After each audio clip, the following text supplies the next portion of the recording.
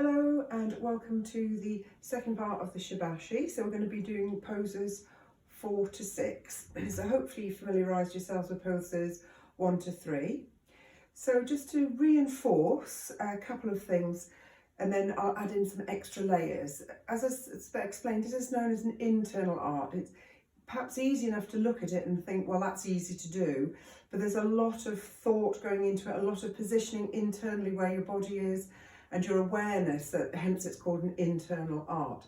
So we did about the standing, so hopefully you've got a good idea of the standing, feet sort of hip width apart, pelvis slightly tucked in, soft knees, elbows drawing the shoulders down, shoulder blades back a little bit, so it's not puffing your chest up, but shoulder blades are back, and your head as if being lifted by a golden thread. So that's your neutral standing position. It should feel effortless because everything should just be stacked up on top of it as each other. And you're sort of weighted down from the waist down. We call it song. So it's more like the pyramid of Giza, nice and heavy at the bottom rather than the Leaning Tower of Pisa where you feel wobbly. So it's being weighted down and breathing into the belly, breathing into the diaphragm. So as you breathe in, the belly comes out. And as you breathe out, the belly comes in. And you're led by your wrists, and everything's in a soft curve. There's one particular move where the soft curves come into it much more. A couple of other things to add in. When you're standing, it's as if you're feeling roots growing down into the ground. So it gives you that extra heavy feeling. So feeling the roots going down. And the weight shift. So we're moving our weight from leg to leg. So you can feel that weight shift going on. We're rooted in our feet. We're controlled by the waist, and it's expressed in the arms. That's one of the Tai Chi things that we say. So rooted in the feet, controlled by the waist, and expressed in the arms. This will come into number 5 an awful lot. So I'm going to do a warm up this time. So it says with any exercise, it's good to have a warm up. So standing upright, we've already run through the stand up, so hopefully you feel confident to have a good standing posture, feeling soft, heavy down in the waist, light from the waist up. So looking from side to side, just give yourself a nice stretch from side to side. And then bring your chin to your chest and your head back.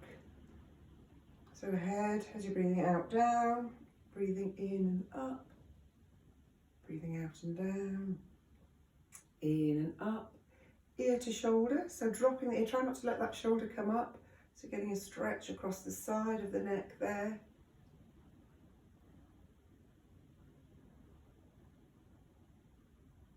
Put your hands on your shoulders, fingers forward, thumbs behind.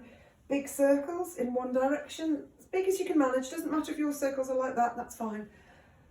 But big as you can manage. And in the other direction. So, Qigong is aimed so that everybody can do it. You can do these postures sitting down. If you find in standing up for too long, the arm movements are the same. You can just do them seated down. So swinging your arms, one arm in front of the other, and then swap arms. So it's as if you're throwing your arms away. So your shoulders should feel nice and light and loose, as if you're throwing your arms away. And your body's sinking down and rising up, sink down, rise up. Maybe you want to add a twist into it. So as you turn, putting a little twist in, just loosening up the shoulders, loosening up the hips.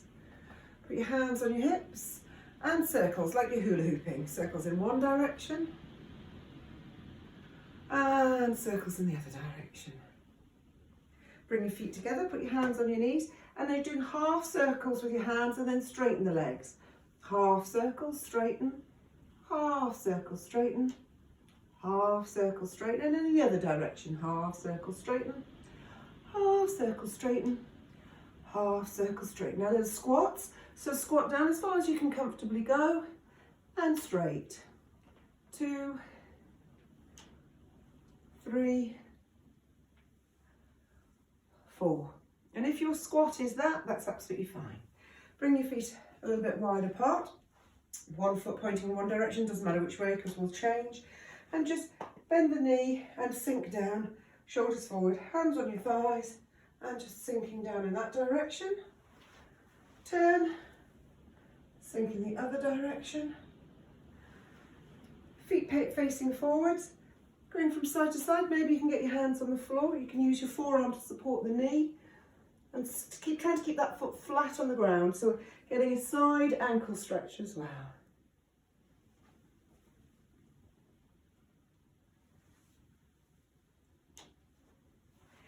Hand to opposite foot, and put the other hand behind your back. So we're going to go 1, 2, 3, 4, then hold for a count of 4. 1, 2, 3, 4. Swap to the other foot. 1, 2, 3, 4. Bring your feet together. Rotating on the ball of your foot. So you're trying to make a circle with the ball of your foot. And do a figure of 8 with your interlaced fingers. It's a bit like tapping your head and rubbing your tummy. And then you're supposed to be able to do it the other way. But I get very confused. I think I end up doing it the same way every time. I get very confused. Then do it with the other foot. So get a roll going on the ball of the foot. Figure of 8. And then see if you can get the roll going the other way and the figure of 8 going the other way. And release. Give it a little shake. So now we're warmed up. So we're going into number 4, which is called separating the clouds. So it's the usual stance, feet hip width apart, feeling sunk down but light from the waist up. Relax. We use minimum movement in Qigong. It's not about hard muscular movements, it's about soft, gentle flows, soft curves. So separating the clouds, as if you've got a Buddha belly, your hands are under your Buddha belly. Bring your right hand wrist under your left wrist, so your palms are facing upwards and sort of towards you. As you breathe in, raise your arms up and start to look at your hands as they come up. So your hands are facing towards you. When your hands get above head height, turn the palms out as you separate your hands, and as if you're pushing the palms of your hands away, and you're breathing out and you sink down back to your Buddha belly. Roughly speaking, we breathe in on an open move and breathe out on a closed move. But don't get too hung up on the breath. Just your breath will find your flow naturally. So, Buddha belly. Just cross the hands at the wrists. Hands are facing you. Bring them up. Start to follow it with your eyes. Following it with your eyes. It gets above your heads. The hands turn. So the palms are facing away. At the same time, you then start to separate them. Pushing the palms away, but soft. It's not hard, it's soft. And the knees gently bend as you come back down. So there's a slight rise and fall with the knees as you come up and down. So maybe just practice a slight rise and fall with the knees. So the knees just gradually going up and coming down, lovely and soft. And the coordinating with the arms, the upper and the lower body coordinating together. So it's as if you were walking through clouds and separating the clouds. So Buddha belly, cross, breathing in, rising up, watch where it goes, rotate the wrists, breathing out as you sink down and bring your head back to center, back to holding under the Buddha belly. So breathing in, breathing out. We try to breathe in and out through our noses, so that the breath is warmed. And breathing through your nose helps make sure that breath doesn't come too fast. It slows you down. So breathing in, turn the palms away, arms soft, breathing out. So see if you can coordinate now with the body coming up and down. So as you breathe in, it's not locking the legs, slight straightening of the legs. The arms are lifting up. It's almost as if this wrist is lifting them up. Then they turn, you're looking at them, and you separate the clouds. Your head comes back to center, and as the arms come down, the knees soften. So once more, breathing in, breathing out. Separating the clouds. So that's movement number 4. So movement number 5, rolling the arms. It's also called repulse the monkey. There's quite a few bits going on with that. So we'll start from the feet and the lower body.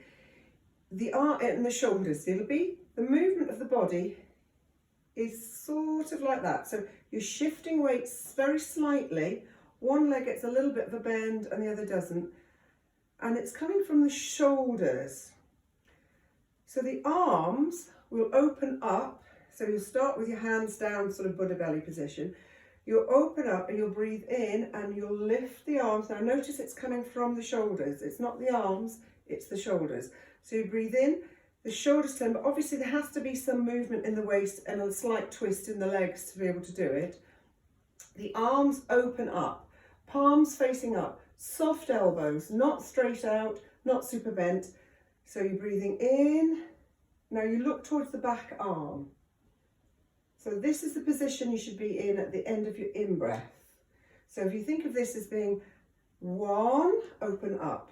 2, you bend from the elbow and this point here comes glancing past, doesn't hit your temple, past your temple. So you breathe in 1, then 2, this bends, and as this bends and comes towards your temple, turn and look towards the hand. So this is where the repulse the monkey bit comes. It's as if you've got a peanut on and your monkey's trying to take the peanut. And then as you breathe out, you soften the knees, the shoulders come towards the front, and the arm comes down and the palm is as if pushing the monkey away. Then you're going to continue the movement and then split the arms. The right arm will turn up and the left arm comes back, so you're ready to do it in the other direction. There's a lot to this, but it's a beautiful movement when you get it. There's a lovely soft rhythm to it. So now we're doing it at the other side. So your right arm is forward and pointing up, left arm is back and pointing up. And then you bend that elbow. As the elbow comes towards the temple, the head turns and this palm is pushing away. The shoulders are coming to face front, pushing away. And then your right arm comes back, lifts up, left arm turns, and now we're ready in the other direction. So we'll start from the beginning. Buddha belly, breathing in, 1, 2, bend the elbow, 3, press down, push away the monkey, 4, rotate that front hand, lift up the left hand, you're back in position, ready to start again. Notice it, the shoulders and the waist, the whole body is involved in this movement, it's not just the hands. So 2, 3, and 4. So now you're ready to start again. So bend in, push away, and raise up. So that's 1, 2, 3, and 4 is number 1 of the next one. 1, 2, 3, 4. It's a lovely flowing movement. Once you get the hang of it, it feels beautiful. And again, we have that slight rise and fall in the body as the knees bend down a little bit and rise up. Repulse the monkey, or waving the hands. You might find when you're doing this, you start to feel a warmth as the hand passes over the palms. It's the Lao Gong point, it's an acupressure point. Sometimes you can feel almost like an energy as it floats over. I know it's a bit hippie, but honestly you can. So that's number 5. It's a more complicated movement, but it's, if you keep into your counting, you go 1, 2, 3, 4. Now this is, you're back to number 1, so we actually start from 2. 2, 3, 4. It takes practice, so just keep practicing at it. I'm sure you'll just get the hang of it. The next one's called rowing the boat. It's probably the way I'd row a boat, which is probably incorrect. So compared to that second one, well, number 5, which rolling the arms, which is more complex, this is quite a nice simple one. You rest your arms by the side, palms facing forward. You breathe in, you come up, and then you bring the arms forward as if you were rowing a boat.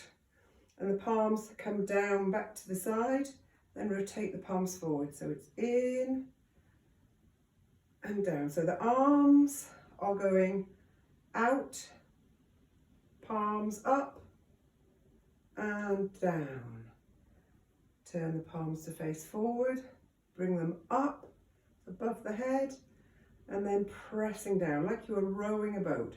Again, there's this slight up and down with the knees, slight movement of the whole of the body. And feel as if you're pushing down, feel those roots going into your feet. So it's not just coming from the knees or just coming from the arms, that it's the whole body. Feel yourself rooted down, so you breathe in and you're pushing as you come up. And you breathe out and sinking back down into the ground, breathing in, breathing out. So this is number 6, rowing the boat, breathing in and up, breathing out and down.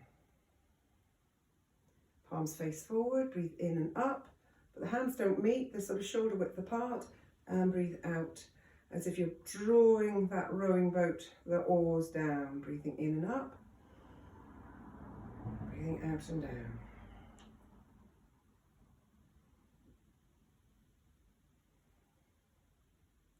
So that's the next 3. Number 4, separating the clouds. Number 5, repulse the monkey. And number 6, row the boat. So gradually you'll build up. I'll put the rest on. I'll keep putting them out till we get to the full 18, and you can always refer back to them. You can do one of these out of sequence. You don't have to do the sequence. If you particularly like one and you want to do it, you just do that a dozen times if that's what you want. There's no sort of Tai Chi police or Qi Gong police that are going to tell you off for it. So what we'll do now is we'll do a cool down. Because we're working on our meridians, according to the traditional Chinese medicine, we're clearing those lines of energy. Then we've now been working those lines of energy, stretching them, loosening them, getting rid of any stagnation. So now we're going to just tap around all our meridians to loosen up anything. So you make little birds' beaks, so the fingers wrap around the thumbs, tapping from the middle of the head, just at the top of the forehead, tapping back towards the back of the head to a count of 10. So 1, 2, 3, 4, 5, 6, 7, 8, 9, 10. And starting from the temples, going round into the back for the count of 10. 1, 2, 3, 4, 5, 6, 7, 8, 9, 10. Now there's a point here. There's a sort of a big knobble at the back of your neck. We're going to tap that. So it's 1, 2, 3, 4, 5, 6, 7, 8. Now we're going to tap for a count of 8 down the front of the arm and up the back of the arm and then the other arm. So starting from the chest, going down the left arm first. So 1, 2, 3, 4, 5, 6, 7, 8 and the back. 1, 2, 3, 4, 5, 6, 7, 8. Other side. 1, 2, 3, 4, 5, 6, 7, 8 in the back. 1, 2, 3, 4, 5, 6, 7, 8.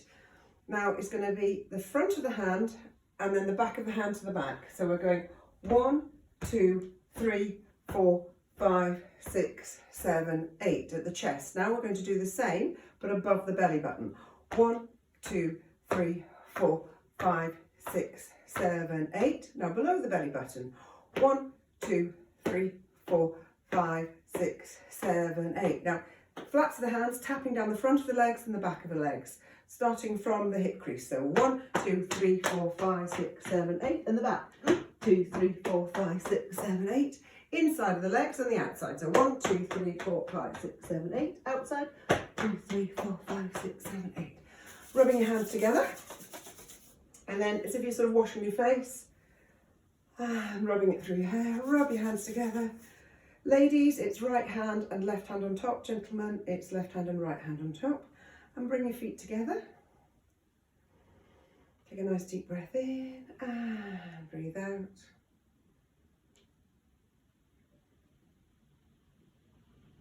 And that's the end of lesson 2 of your Shibashi.